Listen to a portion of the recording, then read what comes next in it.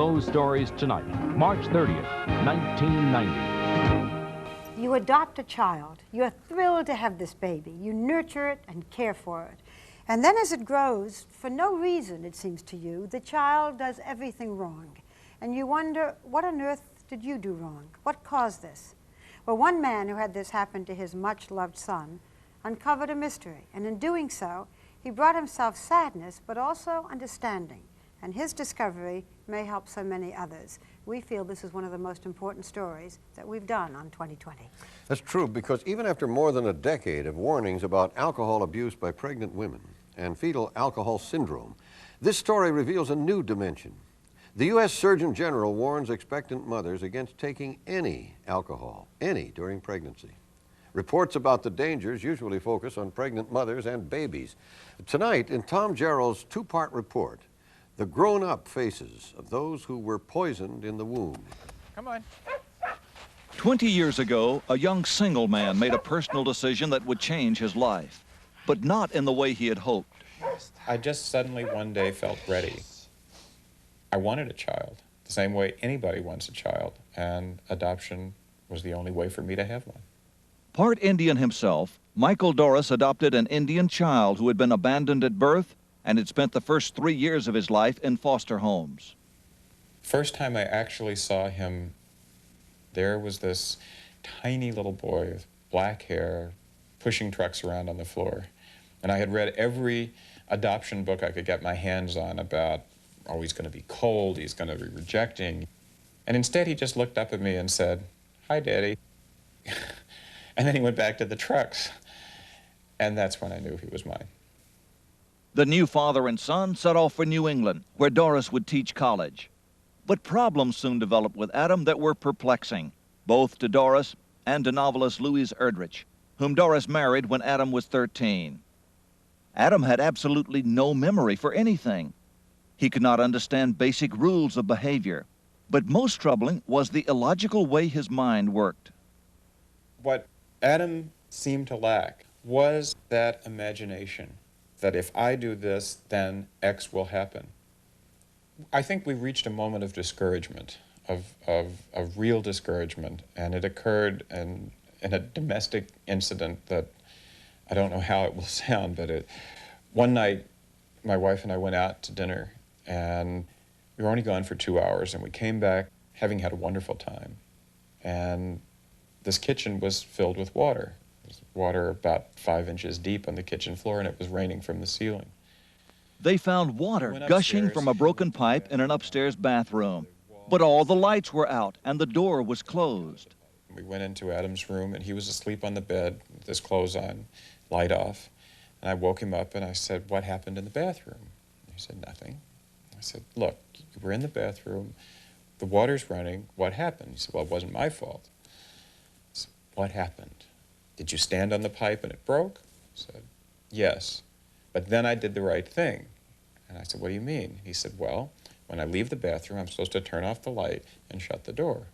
So he turned off the light and shut the door and went to bed. And the house flooded. I remember thinking we can never go out again, and that somehow this is a marker. This tells us that there's no way to predict what a person who can't understand consequences will do. People who can't understand consequences may not have any sort of remorse because things just happen. It's as though a piece of the person's soul has been taken away. What Michael Doris did not know, and what took him 11 confusing, frustrating, sometimes terrifying years to discover, was that his adopted son Adam had a problem that could not be fixed, could never be fixed. The long riddle was finally solved in a visit to the Pine Ridge Indian Reservation in South Dakota. There he first learned of fetal alcohol syndrome, resulting in brain damage to babies. He also learned that fetal alcohol syndrome, which can cause physical as well as neurological damage, comes from alcohol abuse during pregnancy.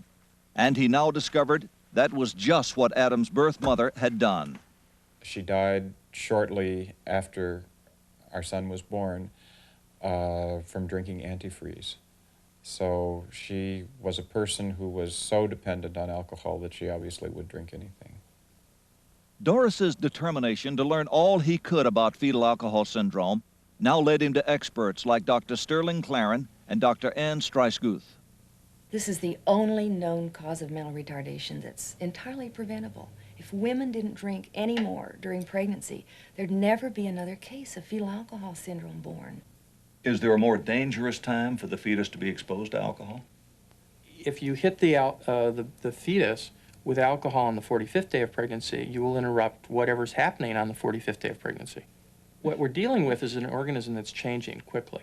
And we think that malformations of organs, changes in the face, those are things that probably occur early in pregnancy. But the brain is actively developing throughout pregnancy, and it's at risk at all times. Are you positive from your studies that alcohol consumed by the mother actually reaches the brain of the fetus? There's absolutely no question.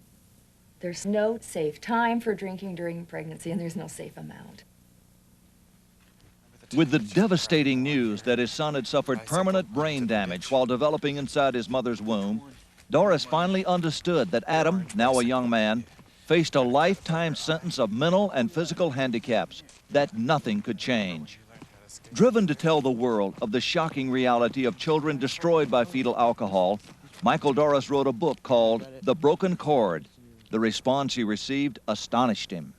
I've gotten over 1,000 letters. This is just some of them that have come in from all over the country. In fact, now all over the world.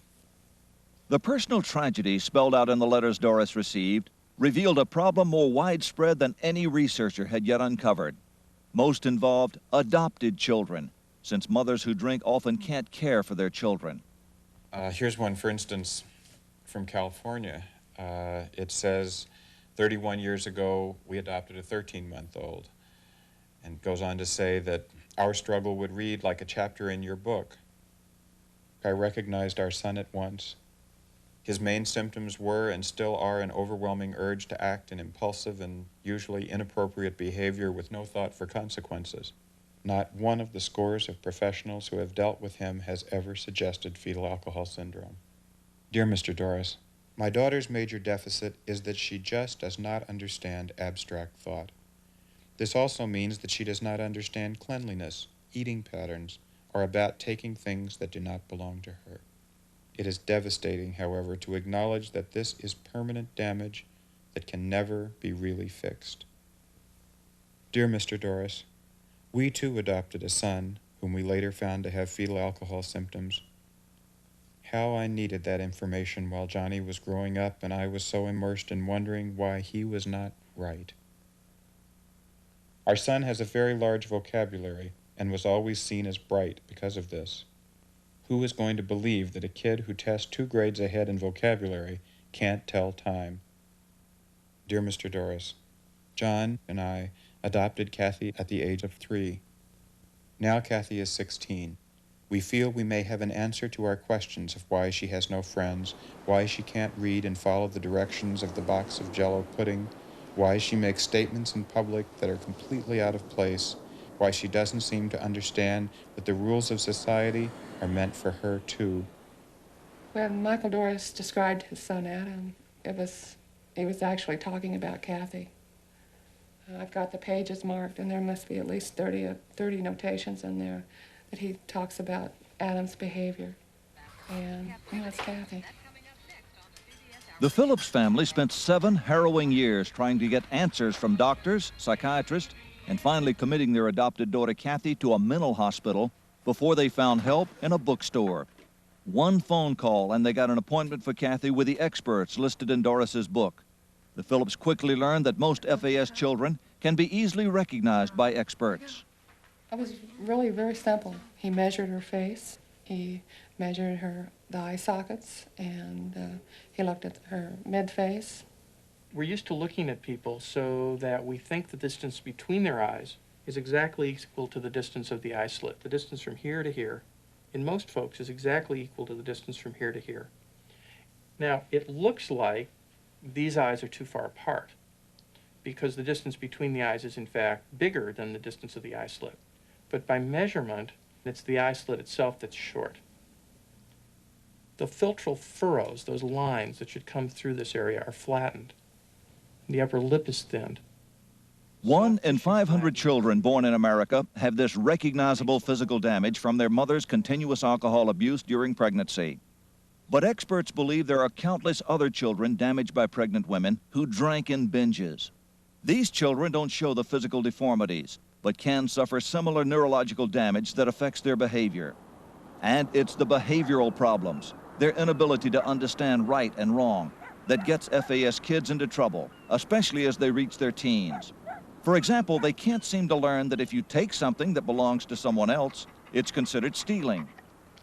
We had our first real problem when she was in junior high. And she got caught taking things. She got caught lying frequently. And that's when it really peaked. And we went to a situation then where she was in juvenile court. Just as their poor judgment gets these children into trouble with other people, it can also get them badly hurt themselves. For example, they're terribly gullible and often put their trust in the wrong person. They often wander off without explaining where they're going, as Kathy Phillips did from a school playground. All that put young Kathy into a situation where she was sexually molested at knife point. It was extremely traumatic for her. She's still not dealt with it. But this is not at all unusual from what I understand that fetal alcohol kids go through. It's because they're so vulnerable to other people. What are the broader implications of this for society with so many potential cases? I think the implications are horrendous. If we think of this vast number of children growing up dependent on society and unable to fill their place in society, I mean, we're looking at a huge problem. And when you look at the millions of people or the thousands of people who may be out there missing that part that says, I won't do it, I can't do it, that's wrong. How many people are out there in jails? How many people are out there without the compassion or the remorse or the self-control? It's frightening. When we come back, just how frightening it is. Tom Jarrell shows us that our entire society pays the price of fetal alcohol syndrome. From random action.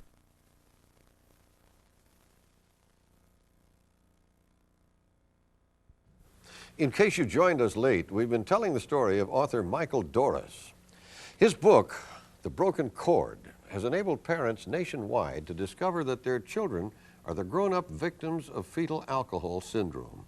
And we should mention again that the U.S. Surgeon General warns pregnant women against consuming any alcohol during pregnancy.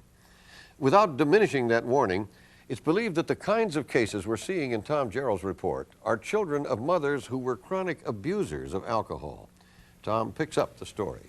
No one knows how many children damaged by fetal alcohol become adults who fall through the cracks of society and wind up perhaps among the homeless, street people, prostitutes, victims of crime, or perhaps criminals themselves, locked up without knowing why they became a threat to society.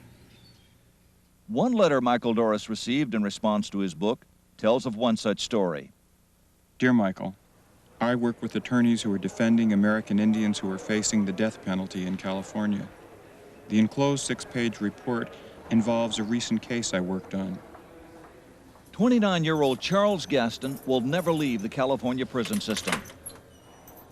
Last summer, he was sentenced to life without the possibility of parole for a cold-blooded murder he admits committing.